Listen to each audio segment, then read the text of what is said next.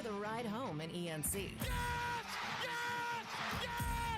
This is your 5 o'clock drive with Patrick Johnson. Holy mackerel! More news, more interviews, more ECU stories than you can shake a stick at.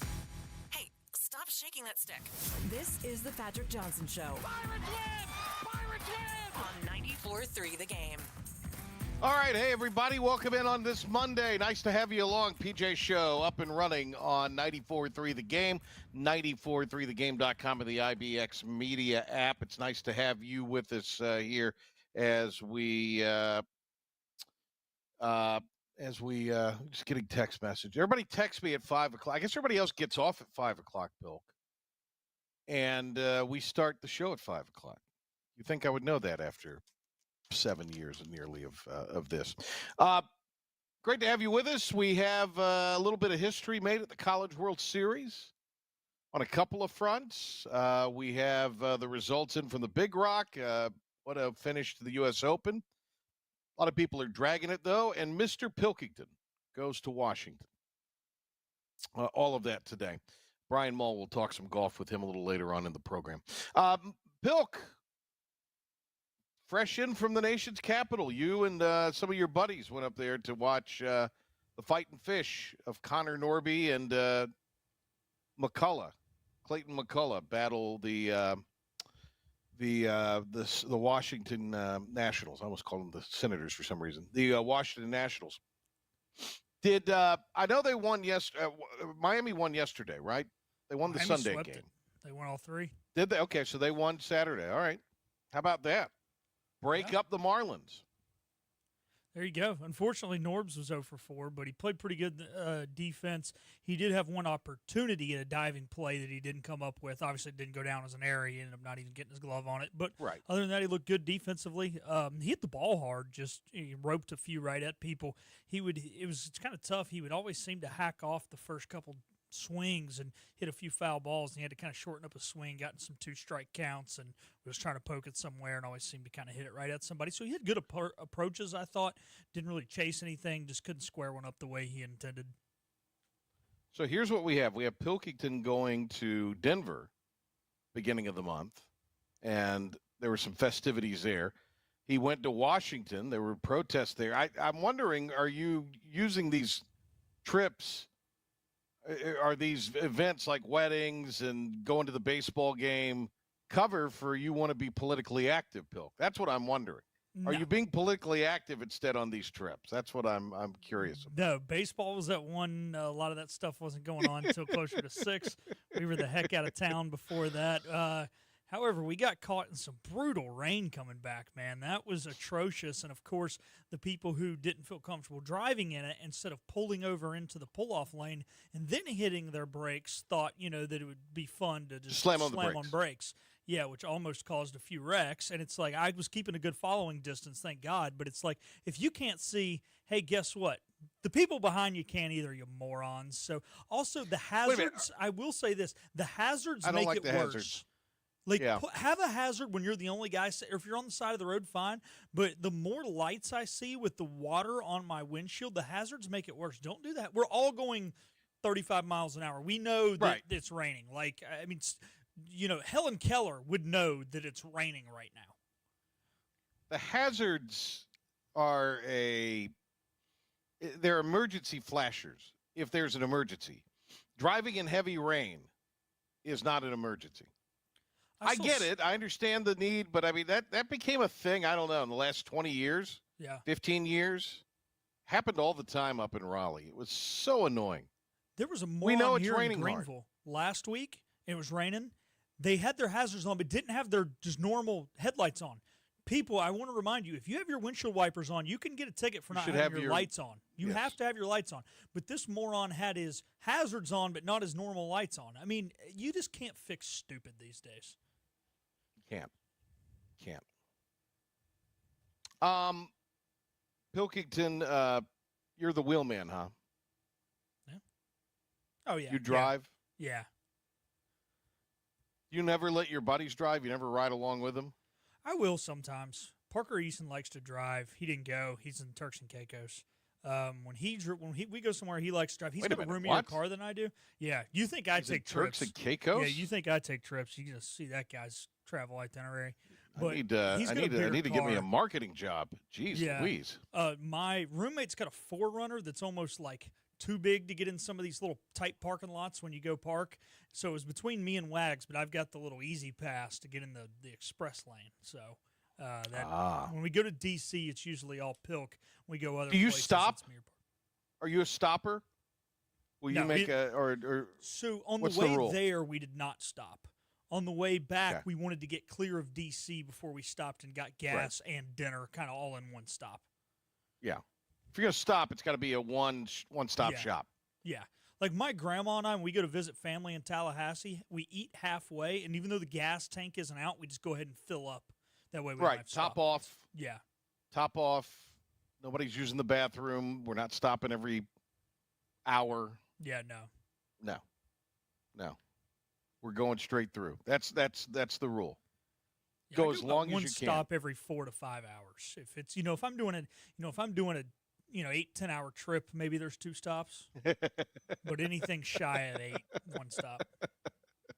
Always anonymous text line. Don't need a marketing job. You need a well-heeled wife. Well, yeah, that's true too. Yeah. That's true too. I could use one. Well, I don't know. I can't. I don't really need one of those, to be honest with you. I do. Been there, done that. Don't need that. So Pilk does. Pilk needs a well-heeled wife, but If you know Pilk any needs to cute get on the conservative Scully. Christian girls, send them my way. well, you got to have some money. If you're going to get on the scholarship, they got to have some Yeah. money. I know a few guys that have gotten on the scholarship. They're living pretty good. There you go. They're living pretty good. So I'd consider it. Yeah. I'd consider it. One thing I do want to it say real is- quick, Wags Yes. did put sunscreen on the ears and the face. It was a gentle spray on top of the knees. I think he wished he went a little tougher on the top of the knees. He's wearing shorts. Sun was beaming down. Sure. He kind of looks like a NASCAR pit crew member that forgot his knee pads. It would be the best way. Yeah, but other than that, the head and neck. But his areas ears are weren't good. burnt Yeah, to a crisp like they were. we're good. Yeah. I brought sunscreen just for him. Well, very smart of you. Did you guys have good seats? Yeah, we were 20 rows up or so out in left field. Okay. Not great, Not not bad. bad. We didn't want to pay crazy amount of money, but we weren't way up in the, Did you guys nosebleeds buy either. the tickets before? Did you get them day of or No, we bought secondary them market? ticket. What- No, we bought them ticket office. I wasn't paying fees. I think we paid a total of $2 in just sales tax per ticket when it was all said and done. So Ticket office is overrated in the land of modern convenience. are you Still kidding head me? to the- Ticketmaster to the charges ticket you like window. $60 in fees. How's the I know. ticket box over? How's the ticket office overrated? You got to go buy them right No, there. no, I said it's underrated. Did I say thought you said overrated? over. I thought you said I apologize. Okay. No, it's underrated. If you can go get tickets.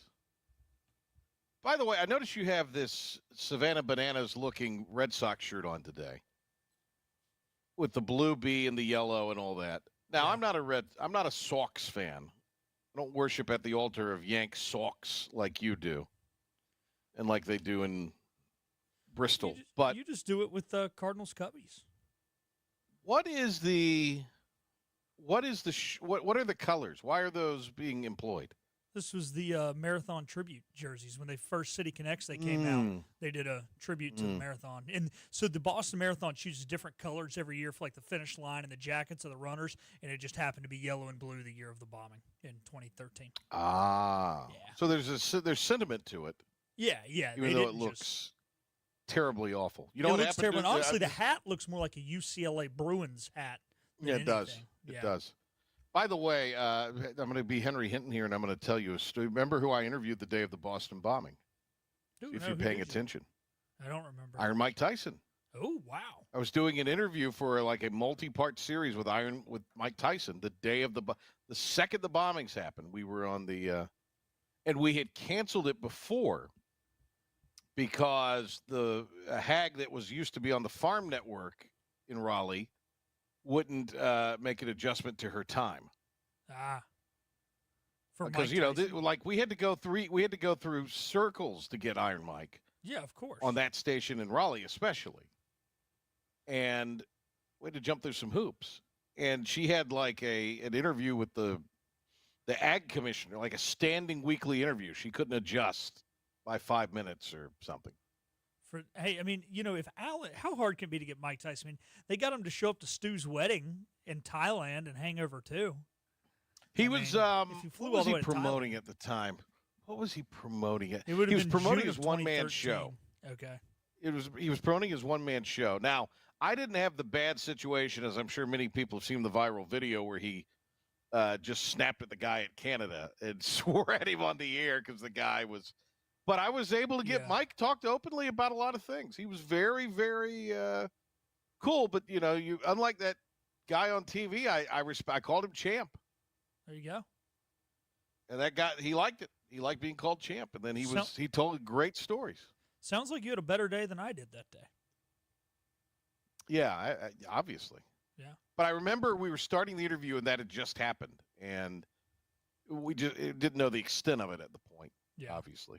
But crazy times. Crazy, crazy times. Want to throw out a get well soon.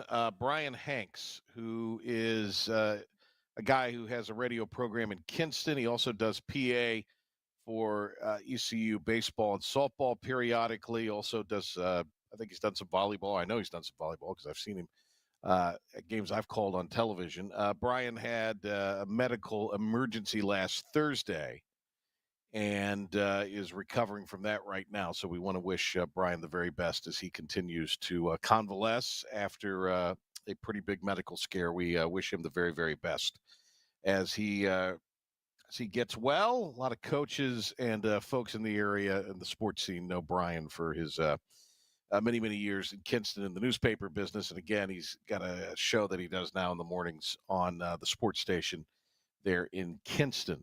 So our best to Brian and his family and everyone involved in that.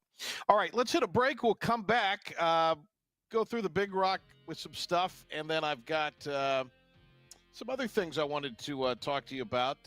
Conference movement, Pac-12 expansion, how that could impact the American. Get into that some, and then Brian Mull on yesterday's U.S. Open, which I enjoyed. I watched everything in full attention after the rain delay. Actually, a little bit before, too, but after the weather delay, I thought it was great. A lot of good theater there. It was right down to the end, which you wanted to be, and guy who made a great shot in J.J. Spawn, a couple of them. Some really good golf shots, long putt. All right, we'll be back right after this Patrick Johnson Show Monday. Thanks for being with us. The team of Flatlands Jessup is working overtime to help ensure that Eastern North Carolinians like you get the health insurance help you need this open enrollment period. New legislation passed meaning more people than ever qualify for affordable coverage. Let us help you today. Are you ready to tackle those yard and garden projects? Come by East Carolina Tractor and Fleet, your local Coyote dealer, and check out their great selection of residential and commercial Coyote tractors. From zero-turn mowers to compact tractors to skid steer loaders, they've got you covered. Some with 0% financing for qualified buyers. Stop by your hometown Coyote dealer, East Carolina Tractor and Fleet, across from the Pitt County Fairgrounds or online at ectfleet.com. East Carolina Tractor and Fleet. We dig dirt. The best burgers around. Everyone loves a thick, juicy, and fresh burger. Tiebreakers in Greenville, plus the all-new Tiebreakers in Winterville. Do real burgers better than anybody. So don't just go to any burger-themed restaurant chain. It's time to break the chain and eat local. Tiebreakers, real burgers at its best. Everybody loves burgers. Big tax credits are back. Get a 30% tax credit, up to $2,000 off your new Mitsubishi electric heat pump install. Let Comfort Master help you take advantage of the tax credits with a qualifying Mitsubishi electric ducted heat pump or non-ducted Mitsubishi electric mini splits. Mitsubishi electric mini splits are ideal for bonus rooms, garages, or sunrooms. If you need a new HVAC unit, call Comfort Master today. Call Comfort Master. Call Comfort Master. You know what the problem is with standard belts? Usually you have to choose between too tight or the opposite, too loose. But with Anson Belt and Buckle, you don't have to choose. We got rid of the holes and instead have a track system designed for micro-adjustability. That way you can enjoy a perfect fit every time. Anson Belt and Buckle. Find your perfect fit today.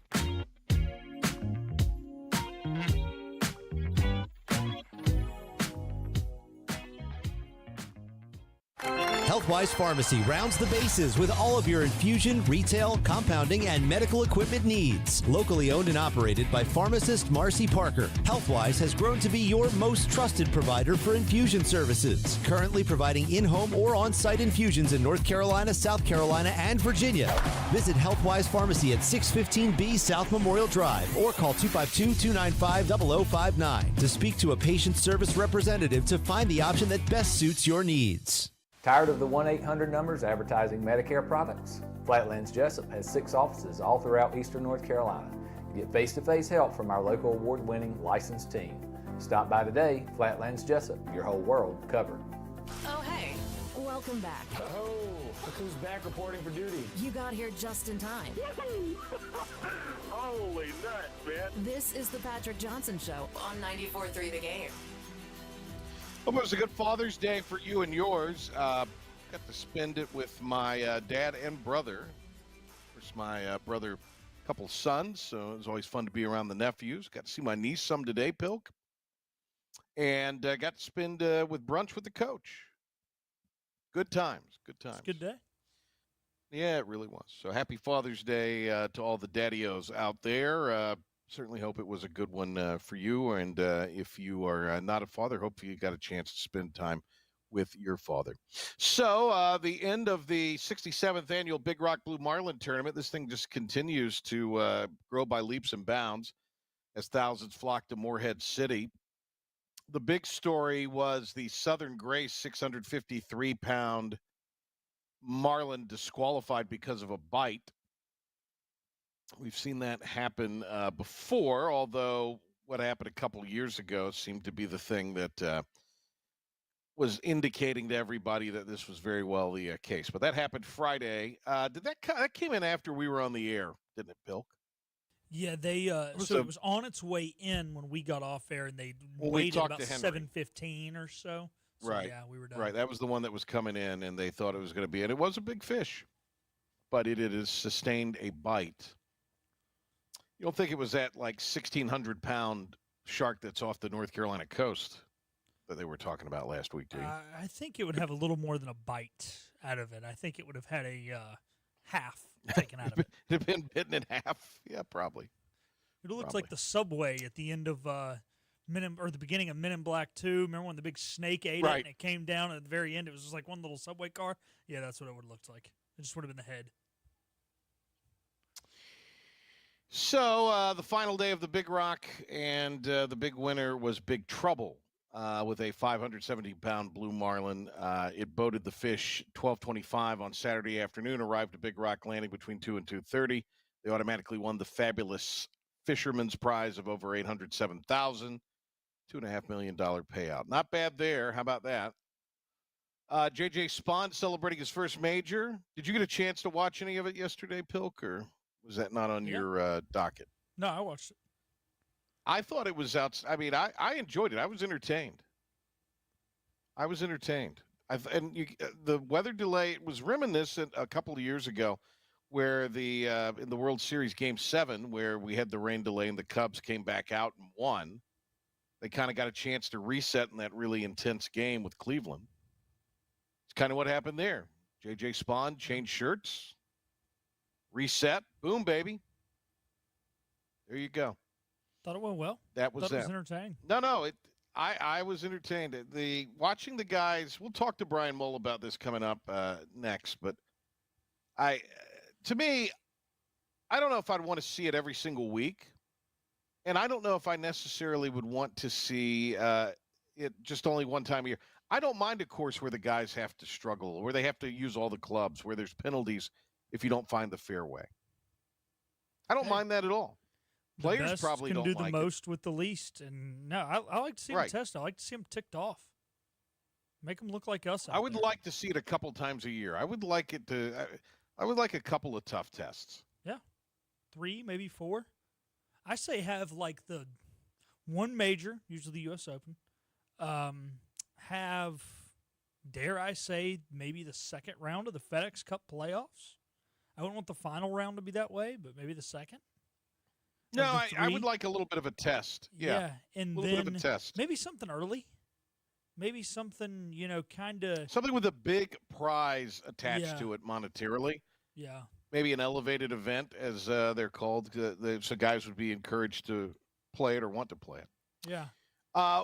Coastal Carolina, I don't want to steal any of your thunder here, but Coastal Carolina is advanced on to the midweek. We'll get Wags midweek, maybe Mully, one of the two, to talk about Coastal's run. They're 2-0. Murray State was just eliminated. A little history made at the College World Series. Pilk will update you on that and what that is coming up in a few minutes as some rarefied air going on in that one.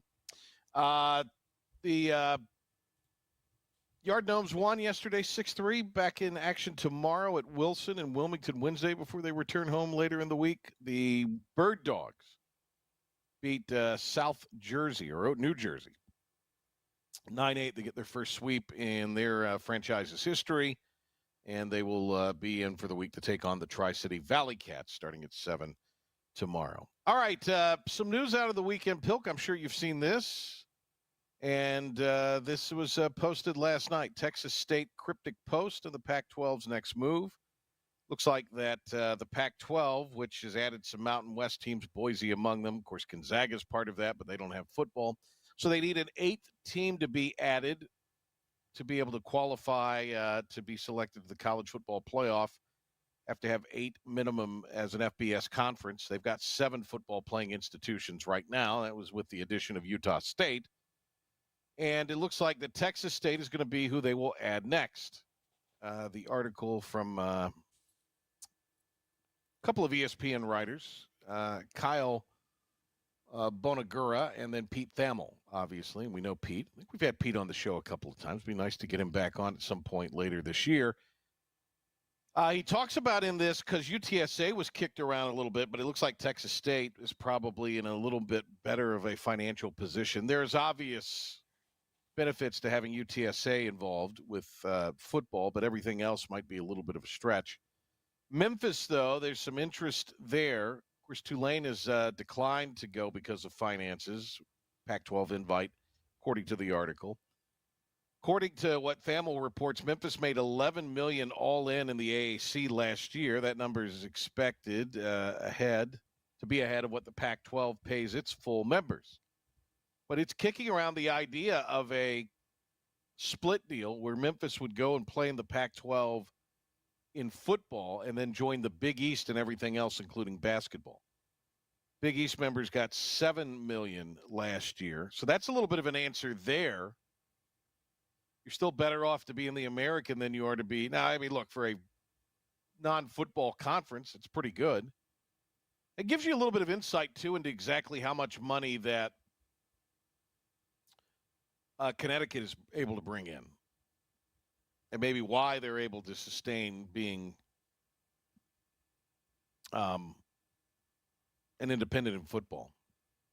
So let's say that the $11 million is the number out of the American. That's what Thamel's reporting, at least, they got at Memphis last year.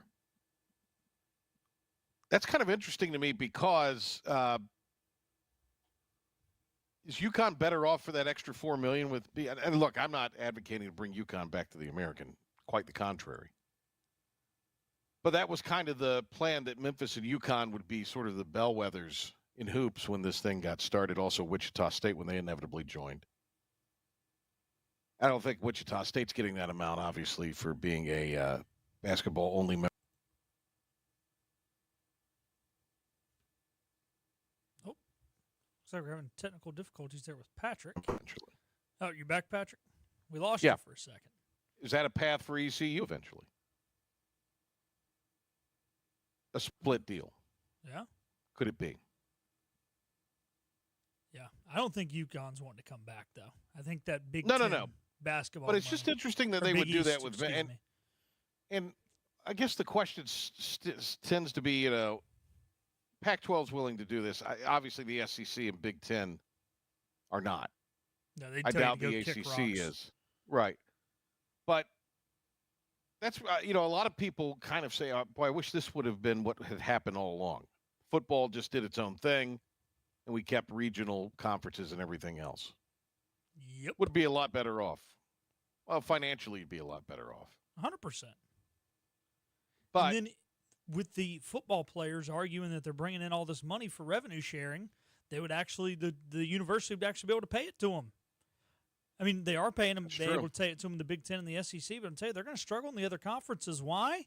Because you got to fly girls soccer to Tulsa instead of busing them to VCU. Yeah.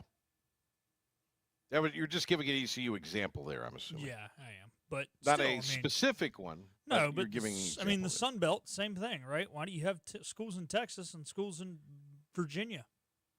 Texas. This is also assuming that the Pac-12 is going to get a seat at the table, to the degree that the P4 is now. I don't think they will. I look at the Pac-12 in football. I don't think that's any better than the American in football on any level. You got Boise.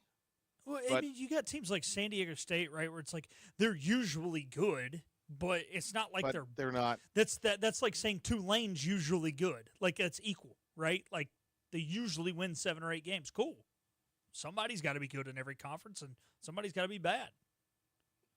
But they're not knocking on the door. And even Boise in modern times are not knocking on the door like they were. I know last year was the sort of the exception to the rule, but yeah, this ain't Kellen Boise's Moore. not been what this ain't Titus Kellen Young Moore and ain't Austin walking through that Pettis. door. No, this ain't those Boise teams. Right. Now, is it another seat at the table? Will they have a shot? Yeah, quite possibly. But I don't think it's going to be anything more than what the American's getting right now. To me, it makes the neighborhood that the unless there's a deal I'm just not aware of. And I can't see the SEC and Big Ten saying, okay, yeah, let's give up another seat to this crowd. No. So why would Memphis already want to ticked do off that? They're ticked off that SMU and Clemson got in already over Alabama. They're already crying over spilled milk. I mean, you want to get in, win games. It's how it is in every other sport. I'm all for, to an extent, automatic qualifiers, right? But or expand the thing and give everybody one seat, and then guarantee every conference a seat at the table, and then just do at large the rest of the way. Yeah, it's how we do it in every other sport. Right. Nobody's That's ticked worked off pretty in basketball. well for years and years and years. It's worked pretty well. All right, we'll talk about yesterday's U.S. Open. J.J. Spahn winning. Great shot off the tee at 17, and then what was that, a 40-some-odd foot putt that he rolled in for the win and the birdie? It was an amazing. I leaped out of the chair on that one, Bill. I was like, whoa, really awesome. All right, we'll talk to our pal Brian Mull about that. Hey, Wes Durham, by the way, tomorrow on the Patrick Johnson Show. Looking forward to having Wes back on. Lots to talk about with him. And we could talk about the ACC and its future and where he sees everything in the post-house settlement world that we're about to enter. Let's throw it to Pilk, though. He'll give you a 94.3 The Game Sports Update and Pirate Report on this Monday. And then we'll come back with our pal Brian Mull here on the PJ Show. Thank you, P-Man. Starting in Pirate Athletics, a trio of Pirate baseball players have announced that they will be returning to the team next year. That is pitchers Gabe Beschloss and Jackson DiLorenzo, also catcher Michael Kalenich. Staying in college baseball, Arkansas defeated Murray State in an elimination game earlier today to knock the Cinderella Racers out of the tournament. And Razorbacks pitcher Gabe Wood tossed the third no-hitter in College World Series history. It was only the first since 1960. There is going to be a winner's bracket game played tonight between UCLA and LSU. The loser of that will go down and play Arkansas. Obviously, the winner will get to wait on the loser's bracket game winner. And going over to the PGA Tour now, J.J. Spahn won the U.S. Open by 2 shots after shooting -1, the only player in the field to finish the weekend under par for only his second PGA Tour win. Moving over to NASCAR, Shane Van Gisbergen, the Kiwi, got his second career win as well south of the border as NASCAR's top division traveled outside of the United States for a points-paying race for the first time since 1956. Basketball tonight, Game 5 live from Oklahoma City. The hometown Thunder are 9.5-point favorites in that series as the series is currently tied at 2 games apiece. Last night, The U.S. men's national team played the first game of their Gold Cup here in 2025, defeating Trinidad and Tobago 5-0. They'll be back in action Thursday when they take on Saudi Arabia. That'll do it for your 94.3 The Game Sports Flash Update and Pirate Report. We're going to take a time out here on the Patrick Johnson Show and to take a deeper dive into J.J. Spahn's victory at Oakmont with Brian Mull. Hey, it's Jim Wells again with Wells Roofing and Gutters here in the beautiful community of Lindale, Bedford. At Wells Roofing and Gutters, we believe in quality first, and that's why we use CertainTeed shingles, which are manufactured in Oxford, North Carolina, a local company. In the event you ever do have a claim or a problem with your roof system, they're local and they come and take care of us in a timely manner. We could leave off some accessories and we could certainly save money, but we believe at Wells Roofing and Gutters in installing the correct way per manufacturer requirements, and we warranty your roof both in-house and also with our supplier, who is CertainTeed. For a job Wells done, no shortcuts taken, and a good quality job on your home, give us a call today, 252-227-8403. We also offer financing, 12 months, no interest, no payments. This is about you, your family, and the health of all who live in Eastern North Carolina. This is about the transformation of a health system into something more powerful and more human, about creating new ways to treat disease and keep you well. This is about ECU Health, which is to say, it's really all about you. ECU Health. Minds, hearts, purpose. You have a choice when you invest in insurance, and when you choose First State Insurance Advisors, you're working with people you can trust. Clark Stallings has deep ties in the community. His team, including Keaton Smith, Regina Asby, Phil Leva, Max Joyner Jr., Max Joyner III, and Ginger Smith, provides knowledgeable and professional advice. First State Insurance Advisors is an independent insurance agency. They offer all types of personal insurance as well as various types for business. Call or email First State Insurance Advisors today. We want to be your trusted choice agency.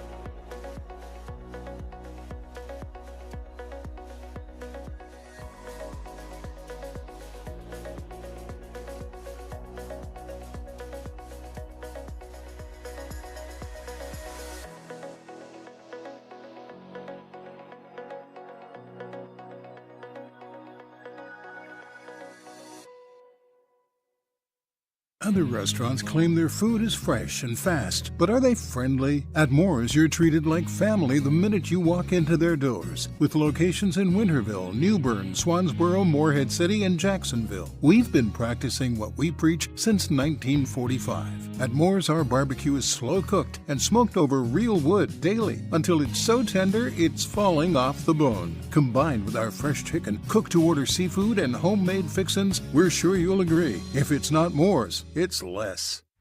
Listen up.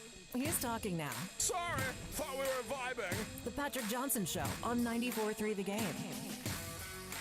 A lot of U.S. Open hate, and we'll bring in our pal Brian Mull to talk golf. Now, I enjoyed yesterday. Now, you and Pilk were talking off air that had this been just any other course, they'd be finishing, or tournament, they'd be finishing up today.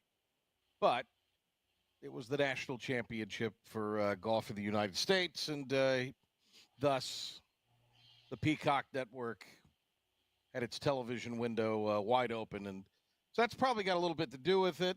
Now, they would have played a playoff today, obviously, had there been one. There was not. And then J.J. Spahn, who was a choking dog in Jacksonville earlier this year, comes through and is the winner, which I was happy for him. Good for him. Good on him, I say, because he hit a heck of a shot, and then the putt he made to win it was, I was like, whoa, out loud. I left my seat. It was a heck of a putt. Really was. That tournament was just waiting for someone to take control of it. And, you and I were chatting a bit, and there was even a moment there where it looked like if Scheffler could have gotten in the house at 2 over, which certainly was within, possibility, or really anybody could have just posted any kind of number they were going to win, and it felt like Robert McIntyre was possibly in that position. But Spawn to hang in there. I don't think you've ever seen a golf tournament where a rain delay had a bigger impact in that it allowed one of the contenders who was off to a horrible start to reset. I think his coach told him he was trying too hard, which can be the worst thing you can do in golf. I noticed like how free and loose he looked with his arms and his grip pressure on Saturday and just swinging smoothly. And then Sunday, he did not have anywhere near that same look and rhythm early in the round. He got one of the worst breaks I can ever remember on the second hole, where it looked like, he would have probably had a very, very makeable birdie, and he ended up making bogey when his ball had careened off the flag 50 yards away. To overpower, that's what the National Open has always been about. That's what they've always tried to identify, is the guy who can handle the adversity. And there were certainly plenty of adversity thrown at Spawn and all the competitors over the weekend. Yeah. A lot of, in fact, I sent you one or two of them, the great think pieces about, and we get this every time there's an Open, that the guys don't post red numbers. And that is, this is, nobody's wanting to watch this. I don't know about you, Pilk, you could chime in on this too. Sometimes I kind of like this, to watch these guys have to, I don't want to say struggle, but have to play a course where they're employing a little more strategy. Just quick, I'll let Brian go more in depth, but I liked it was, normally when you got a couple guys up there at the lead, it's who can make more birdies. It was kind of fun saying who can make less bogeys. And, there were so many shots where they were getting frustrated and they were dudding chip shots, and they looked like us out there. They were human. It was great. I don't want to watch it 52 weeks out of the year, but I think it should be like this at the U.S. Open every year. I'll watch it once a year. It was amazing. 100%. The U.S. Open has always had its own personality, its own identity. And too often people want it to be like it's not the Masters. The Masters is a completely different tournament on so many levels. And the U.S. Open, they're trying to identify every club in your bag, at your decision making, and your mental toughness, your fortitude, your ability to handle and adapt to a completely different way of playing golf, where a 40-foot putt for birdie is often a great position to be in if you're on the correct side of the hole, and a 2-putt for par. And who can make those 5 and 6 and 8 and 10-foot putts, even sometimes the ones for bogey, because you just can't overcome double bogeys when there's so few birdies available.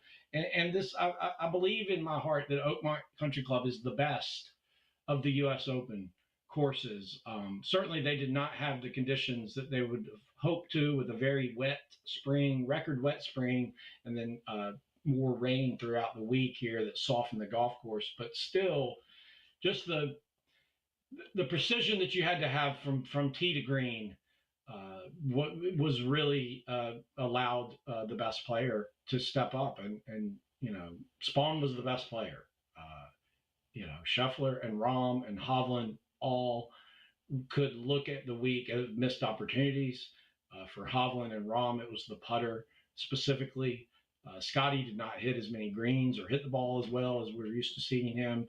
And, yet they were still right there. But, J.J. Spawn, a guy who a year ago was considering, was on the verge of losing his playing privileges on the PGA Tour and dreading the thought of having to go back to the Korn Ferry Tour and restart his career. And now here he is, U.S. Open champion, Ryder Cupper. A guy who's nobody ever expected. I tweeted, there's a lot of guys around California and who played college golf against him who were scratching their head this morning because they used to wear him out. And here he is with one of the biggest prizes in golf. What did he do well? I know the grass that was on the that's on the green there, it has a California kind of feel about it. So I think he was very comfortable on the greens.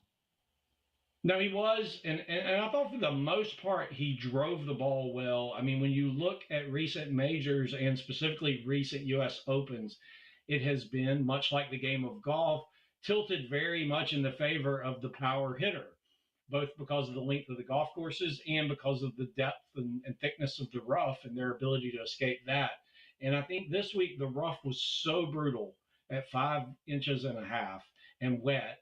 And that northern grass is, if you haven't played golf up there, it's just different. That Kentucky bluegrass, I think it's just a stronger blade of grass. And nobody could overpower it, as we saw from Bryson DeChambeau plus 10. And so the fairway was a reward. And that's what I remember from the U.S. Opens of the 80s and the 90s. And, you had to hit the ball in the fairway. And it did allow a different kind of player, a Scott Simpson or a Mike Reed or a guy like that, to compete and have a chance to win or win. And J.J. Spawn is, he certainly hits it plenty far, but like his ability to drive the ball in the fairway and then, he holed almost all of his short putts and then certainly made some long ones. When you look at the putts at 12 and 14 and 18 coming down the stretch, I mean, over 150 feet of putts in the last 7 or 8 holes or 9 holes. I mean, just phenomenal, timely, clutch putting. Good call there. Yeah, he knocked down a really huge putt on the 12th. That was key for him. A lot of people are going to complain. Well, none of the stars of the game were in contention. Who's J.J. Spawn? And that's all fair. But I quite enjoyed yesterday. Things kind of settled down. I got a chance to watch after the rain delay pretty much the whole way, and I was entertained. I thought it was great theater. It was great theater. The golf course was and the conditions were just kicking these dudes' butt, not to mention the pressure of playing for a career-changing, it would have been a career-changing moment for Robert McIntyre or Victor Hovland or Terrell Hatton, Cam Young, Ortiz, Sam Burns. When you look at the guys that were in the hunt, even Adam Scott, it would have ensured his place in the Hall of Fame, which I think he probably belongs there anyway. But this was a lot of guys who haven't had a lot of experience contending in majors. But if you've been paying attention to the PGA Tour, J.J. Spawn's been one of the best iron players for the last 2 years. He's respected by his peers. He's played very well this year and kind of moved up a notch. And I think that some of the play down the stretch, we've been so used to the last half dozen majors where we've had Rory and Bryson and Scott Scheffler and Xander and guys winning with just play that was just elite from elite players. But this was a little different mix, and I think it speaks to the depth of professional golf. There's a lot of guys now who are capable of putting 4 rounds together, even on the biggest stage. Do you think that, obviously, it would seem to be the case, he took a lesson from losing the players in the fashion in which he did? I think he gained immense confidence from that because, the playoff didn't work out, but there were a lot of things going in Rory's favor in that cold morning on TPC Sawgrass, specifically the nature of the 16th hole for a powerful player like Rory. I think he took that as a positive. His coaches have been telling him for years, you have the game to be in this top tier. And I think he looked at look, I tied arguably the best player of my generation for 72 holes on a demanding test. And I hung in there, and the playoff didn't work out the way I wanted.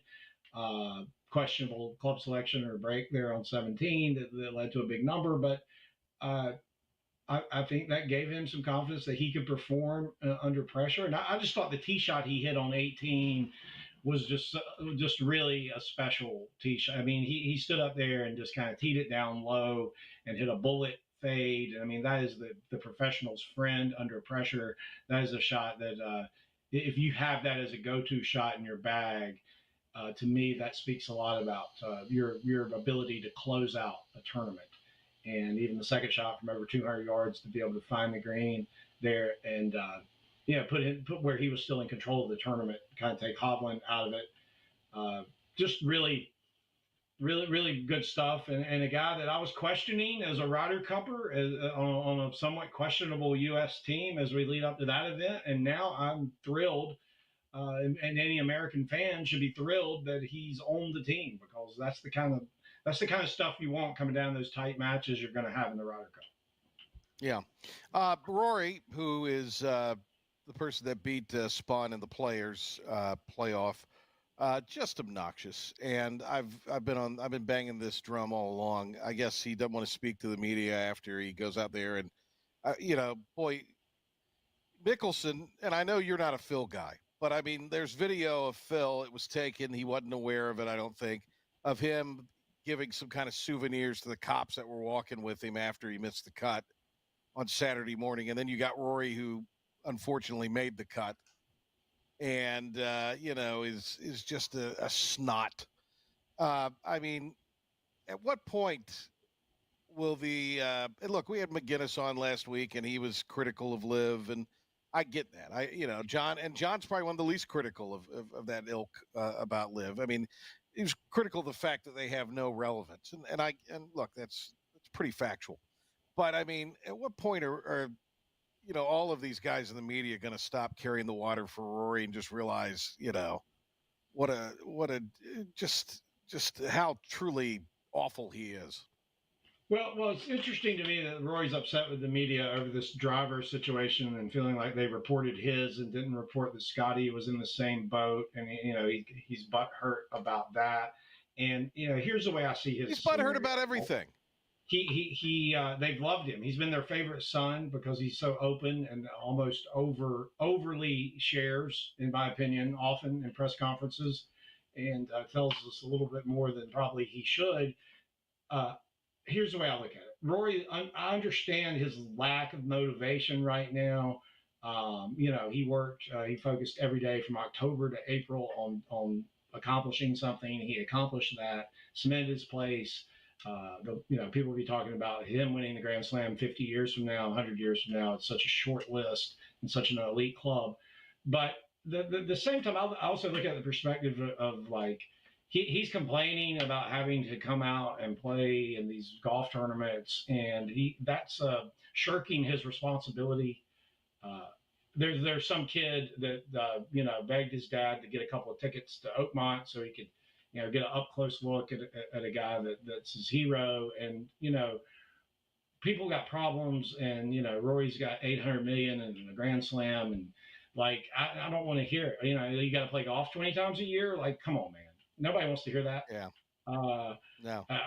You have a responsibility as one of the better players of your generation, and now considered one of the better players of all time, to just kind of do some things that maybe you don't want to do, and maybe keep your mouth shut a little bit. That might be a good idea. And deep down, I'm a bit of I try to get to the root of the problem. I just wonder how things are at home for Rory. I just wonder, considering the light of events of the last year or so. Hey, let me ask you about the event this week, Connecticut Cromwell. It is always one that the fans get really, really fired up for. What are we looking at as far as field? We are looking at this right now, and what can we expect? Good field. Very good field. The Travelers, with their association with the PGA Tour, has been able to lock up this phenomenal field with whatever they're called, elevated, exalted. I don't know. Little elevated deal. I like exalted. Let's go with exalted event. And to attract a field that includes Scheffler, Schauffele, Morikawa, McIlroy, the week after a major. Good. Hats off to them. This golf course is a completely different animal. To me, the Travelers has almost settled into a position kind of like Hilton Head after Augusta. It's just a relaxing type event, decompression. They're going to go there. Birdies are available. A lot of wedges. You still have to score, but it's a different kind of challenge.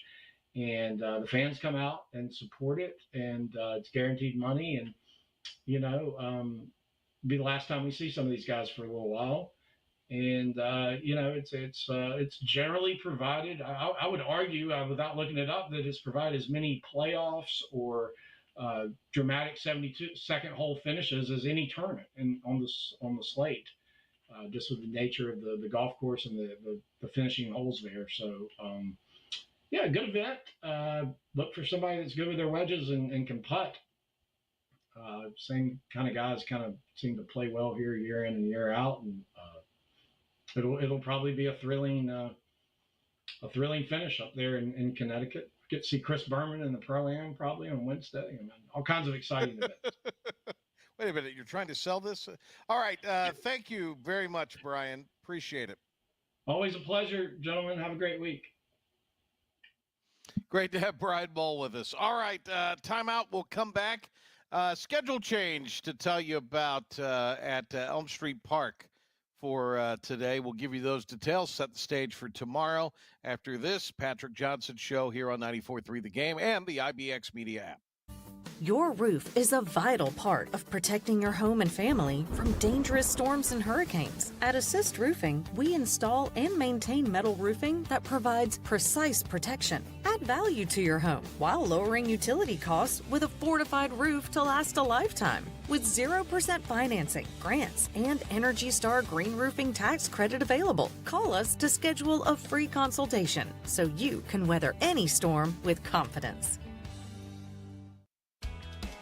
Make every day electric on the Kawasaki Electro 20 electric balance bike. Maximize the fun with long run times, impressive top speed, and Kawasaki build quality. Easy adjustability and smooth handling make everyday riding more enjoyable. And the standard MTB type tires provide off-pavement capability. The Kawasaki Electro 20 is the electric balance bike that's built to rip.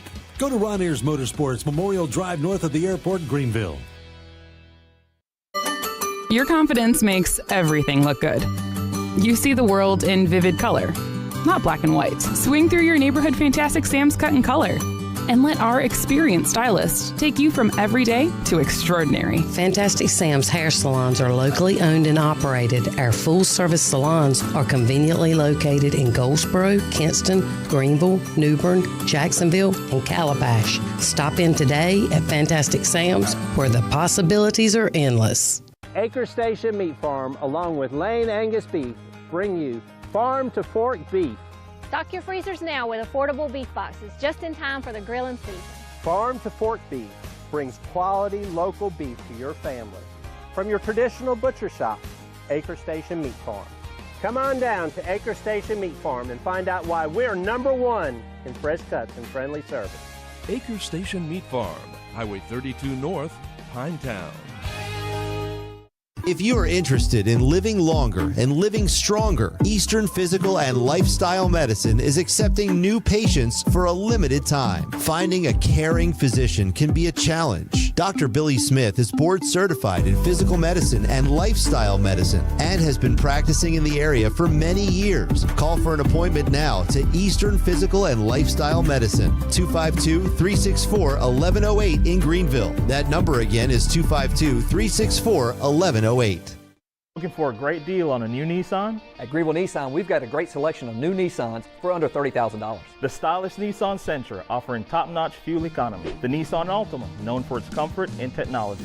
The Nissan Kicks, the perfect combination with its compact design and performance. The Nissan Versa, delivering incredible value without compromising on features. And don't forget the Nissan Rogue, an award winner for 10 years in a row. Drive it home just for $22 down and $349 a month. Visit GreenvilleNissan.com today. Greenville Nissan, where we drive to serve. Now, the stunning conclusion.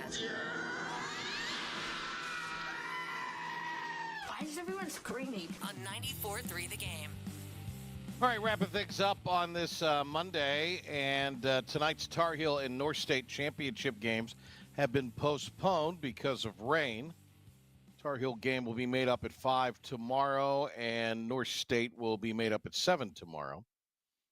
This is because of the weather. Some roads, at least as of early afternoon, were still having water on them in Greenville. Did you encounter any of that, Pilk? Probably not where you live. Probably did not. Nah, I live But at high enough plenty of places. elevation. I think I'm good. You don't live through that tributary that runs through. No, I live anywhere over near here by the that. station, so. Yeah, you were fine. No big whoop. You know, Again, I was entertained in an ample way by the golf. I thought it was good theater, kind of what you want in a major championship, kind of coming down to guys got to make shots. Yeah. Yes, they were imploding because the course reared its head, but could you imagine it had been not been a historically wet spring in the Pittsburgh area? What 10 over might have won the thing. Yeah. Oh, my goodness. I mean, the balls were already trickling off greens. I do have one question for you, Patrick. Sam Burns, rightfully ticked off at the rules official, or do you think they got the ruling right, not letting him move his ball? I thought he handled it well. I did not think they handled. I don't think it was the right ruling. Had this been again any other tournament, they'd have finished today. Yeah. And the interesting thing, I thought he handled it well. However, in the way he presented himself, but I do think it let him get to his head. I think it led to no. more bad shots.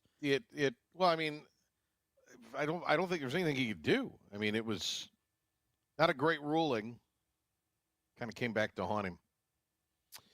Our interview with the commissioner got some response to that over the weekend. I wish if we could have talked to him today, I would love to ask him about this Memphis situation.